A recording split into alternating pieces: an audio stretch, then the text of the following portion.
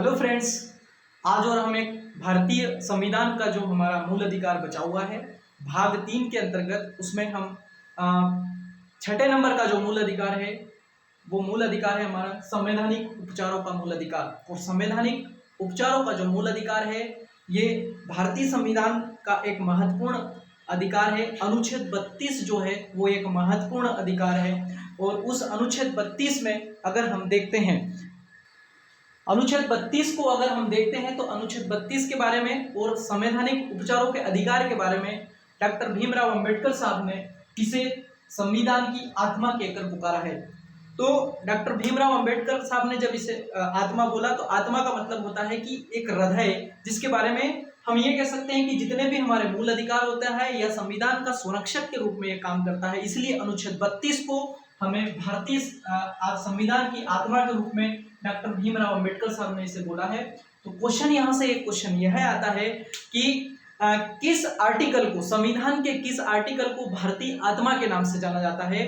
तो संविधान का आर्टिकल 32 जो है उसे भारतीय आत्मा के रूप में जाना जाता है। और ये कथन किसका है, तो ये डॉक्टर भीमराव अंबेडकर साहब का है। तो यहाँ से एक फैक्ट है, याद रखिएगा। अर्थात हम लोग पढ़ रहे हैं 6 नंबर का जो मूल अधिकार है हमारा संवैधानिक उपचारों का मूल अधिकार, जिसे हम आर्टिकल 32 के तहत मतलब इसमें वर्णन किया गया है। तो आर्टिकल 32 को डॉक्टर भीमराव अंबेडकर साहब ने इसे भारतीय संविधान की आत्मा कहा है। साथ ही इसी आर्टिकल को या संवैधानिक उपचारों के मूल अधिकार को हृदय की संज्ञा भी दी जाती है, संरक्षक की संज्ञा भी दी जाती है और प्रतिभूति अर्थात गारंटी की भी संज्ञा दी जाती है। हृदय जो कि सारे मूल अधिकारों का एक तरीके से रक्षक है, संविधान का रक्षक है, संरक्षक के रूप में भी काम करता है और ये गारंटी भी देता है, हमें हमारे मूल अधिकारों की रक्षा के लिए गारंटी देता है। तो निश्चित रूप से ये जो मूल अधिकार है संवैधानिक उपचारों का मूल अधिकार, इसमें 5 प्रकार की रीट जारी की जाती है। और क्वेश्चन यहाँ से ये भी आता है कि अनुच्छेद 32 के तहत कितने प्रकार की रीट जारी की जाती है। तो 5 प्रकार की रीट जारी की जाती है। उस 5 प्रकार की रीट के बारे में हम लोग आज बात करते हैं, क्योंकि हमारा जो मूल अधिकार है वो है संवैधानिक उपचारों का अधिकार, अर्थात संविधान का उपचार करता है, इसलिए इसे संवैधानिक उपचारों का मूल अधिकार कहा है। 5 प्रकार की इसमें रीट जारी की जाती है। इस रीट में पहली है बंदी प्रत्यक्षीकरण, दूसरा है परमादेश, तीसरा है अधिकार प्रच्छा, चौथा नंबर का है प्रतिषेध और 5वें नंबर का है उत्प्रेषण। 5 प्रकार की रीट जारी की जाती है। बंदी प्रत्यक्षीकरण, परमादेश, अधिकार प्रच्छा, प्रतिषेध और उत्प्रेषण। इसमें प्रतिषेध और उत्प्रेक्षण जो रीट है वो कोर्ट के लिए जारी की जाती है, जबकि बंदी प्रत्यक्षीकरण, परमादेश और अधिकार प्रच्छा जो है ये व्यक्तिगत और शासकीय जो पब्लिक ड्यूटी जो लोग रहते हैं उन पर जारी की जाती है। तो इसके बारे में हम लोग बात करेंगे। यहाँ से क्वेश्चन है कि ये भी आता है कि कोर्ट के लिए जारी की जाने वाली रीट कौन सी होती है, तो प्रतिशत उत्प्रेक्षा होती है। हम बंदी प्रत्यक्षीकरण के बारे में जानते हैं। बंदी प्रत्यक्षीकरण जो है, बंदी प्रत्यक्षीकरण का इंग्लिश में होता है हेबियस कॉर्पस। इंग्लिश में इसे बोला जाता है हेबियस कॉर्पस। यह एक लैटिन वर्ड है, कठिन जरूर है, लेकिन आप देखिएगा बंदी प्रत्यक्षीकरण, बंदी को प्रत्यक्ष रूप से सशरीर प्रस्तुत करना। इसका अर्थ होता है जब किसी बंदी को, जब पुलिस बंदी बनाती है तो उस बंदी के रिश्तेदार, उसके कोई अपना करीबी या अपना दोस्त या अपना कोई वकील, वो कोर्ट में रीट लगाता है कि जिस बंदी को पुलिस ने मतलब बंदी बना रखा है उसे सशरीर कोर्ट के सामने प्रस्तुत करना।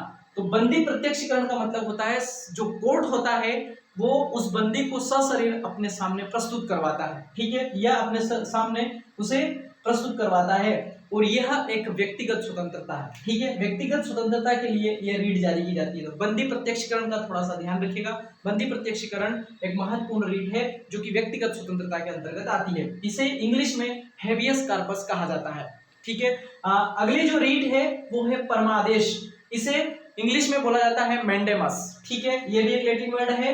परमादेश का मतलब होता है परमेश्वर का जैसा आदेश होता है, परम आदेश, अर्थात कोर्ट इसमें सुप्रीम होता है तो वो आदेश देता है। और ये जो रीट जारी की जाती है ये किसी पब्लिक सर्वेंट पर, जो पब्लिक ड्यूटी करते व्यक्ति, उस पर जारी की जाती है। अर्थात जब कोई पब्लिक सर्वेंट अपना काम नहीं कर रहा होता है पब्लिक के लिए, उस समय ये रीट जारी की जाती है।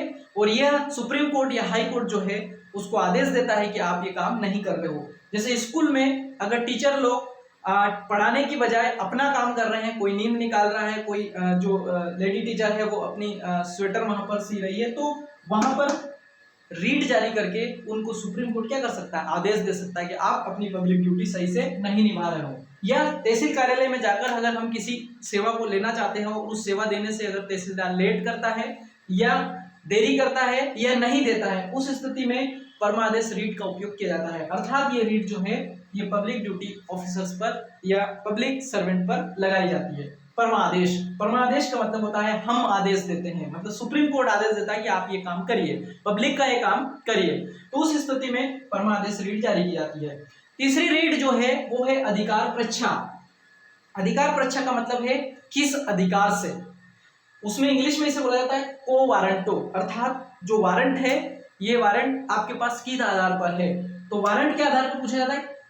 अधिकार परीक्षा भी एक गवर्नमेंट जो सर्वेंट होता है उसी के ऊपर ये लागू होती है कि जब कोई किसी ड्यूटी स्थल पर दो ऑफिसर्स एक साथ एक ही पद पर काम करने लगते हैं, उस स्थिति में जिस व्यक्ति का एक्चुअली में वहां पर जिसके पास अथॉरिटी है, जिसके पास वहां पर रहने का एक तरीके से उसके पास वारंट है, वही वहां काम करेगा। तो जो अधिकारी जिसके लिए वहां पर उसको अपॉइंट किया गया है वो उस दूसरे अधिकारी के लिए अधिकार परीक्षा लगा के पूछवा सकता है कि किस अधिकार से आप इस पद पर बैठे हुए हो।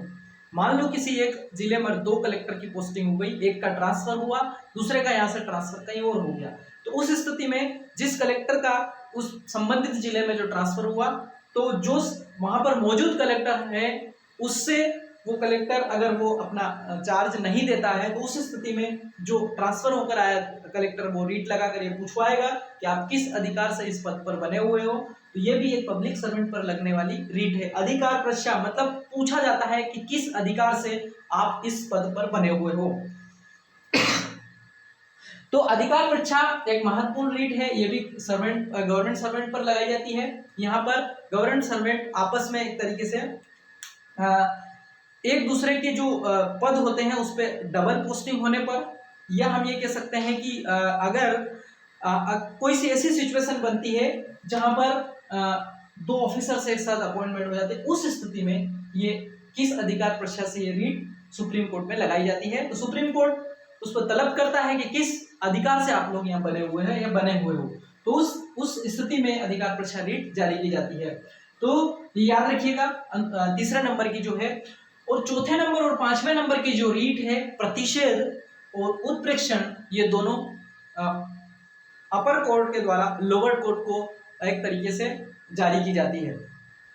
तो क्वेश्चन यहां से ये भी बनता है, हमारा तथ्य बनता है कि कौन सी 2 जो रीट है वो कोर्ट के लिए लागू होती है। तो प्रतिषेध और उत्प्रेक्षण, प्रतिषेध का मतलब इंग्लिश में होता है प्रोहिबिशन और उत्प्रेक्षण का मतलब होता है सर्जरीज, ठीक है। तो ये 2 जो रीट है ये कोर्ट के लिए जारी की जाती है। प्रतिषेध का मतलब होता है रोकना, अर्थात जब लोअर कोर्ट जो होती है, जब लोअर कोर्ट जो होती है अगर वो अपने अधिकार क्षेत्र से बाहर जाकर किसी न्यायालय में सुनवाई करती है, अर्थात हम ये कह सकते हैं कि जब लोअर कोर्ट जिसके पास अपने कोई अधिकार, उसके अधिकार क्षेत्र से बाहर जाकर जब वो सुनवाई करती है किसी केस की, तो प्रतिषेध रीट जो है ये सुप्रीम कोर्ट में लगाई जाती है।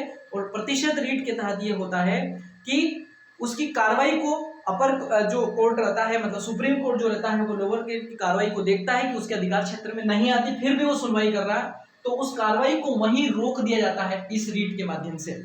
तो यहाँ से आप देखेंगे कि जो प्रतिषेध रीट होती है इसमें कई बार ऐसे केस चले जाते हैं जो कि उसके अधिकार क्षेत्र में नहीं है या बाहर के अधिकार क्षेत्र का है लेकिन वो सुनवाई करती है, उस स्थिति में यह रीट लगाई जाती है कि उसके अधिकार क्षेत्र में नहीं है फांसी देना, लेकिन वो फांसी की सुनवाई कर रही है। तो उस स्थिति में जो उच्चतम कोर्ट होता है वो इस न्यायालय को रोकता है कि आप किस अधिकार से ये सुनवाई कर रहे हैं, इस केस को हमारे पास भेजिए। तो ये जो प्रतिषेध होता है ये फैसले के पहले ही उस स्थिति को रोक दिया जाता है, उसे प्रतिषेध कहा जाता है। उसके बाद जो अगली आती है उत्प्रेक्षण। चौथे नंबर के प्रतिषेध में हम ये देख सकते हैं कि इसमें स्टे वर्ड कई बार हम यूज करते हैं, तो स्टे वर्ड जो यूज करते हैं वो स्टे वर्ड प्रतिषेध रीट के तहत ही जारी की जाता है, या मतलब एक तरीके से जारी किया जाता है कि उस स्थिति को तुरंत रोकना है। मान लो कोर्ट उसकी सुनवाई कर रही है तो उसको सबसे पहले तो तुरंत रोकना होगा।